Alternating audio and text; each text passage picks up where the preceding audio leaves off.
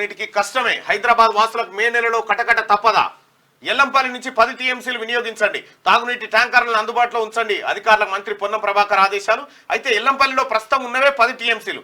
4 టీఎంసీల కన్నా ఎక్కువ ఉంటేనే లిఫ్టింగ్ కు ఛాన్సు. కడెం ప్రాజెక్టు నుంచి 1 టీఎంసీ తరలించే వీలు.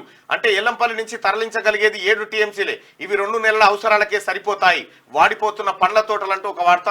నల్గొండ జిల్లాలో అడుగంటిన భూగర్భ జలాలు, పంట నష్టం 180 కోట్ల దాకా. బోర్లు తవ్విస్తున్నా చుక్క నీరు లేదు. చెరువులు నింపితే భూగర్భ జలాలు పైకొస్తాయనే ఆశ. సర్కార్ చొరవ చూపాలని రైతులు వినతి చేస్తా ఉన్నారు. వాస్తవానికి ఈ కరువు పాడుగాను ఈ ఏడాదే కేసీఆర్ ఉన్న రోజులేమో వానలు పడి ఆ కాళేశ్వరం నీళ్ళే అని చెప్పాడు, అవన్నీ అలా కలిపిడు గంగల. కానీ ఇప్పుడు వాస్తవానికి ఓ రకంగా చెప్పాలంటే కేసీఆర్ కథ ఇప్పుడు బయటపడుతుంది అంతే. కేసీఆర్ కాళేశ్వరం ఎర్రటి ఎండాకాలంలో కూడా మత్తడి దొంకుతున్నాయని చెప్పిన బటవాయి మాటలు ఏవైతున్నాయో ఇక ఇప్పుడు బయటపడతా ఉన్నాయి కేసీఆర్కి.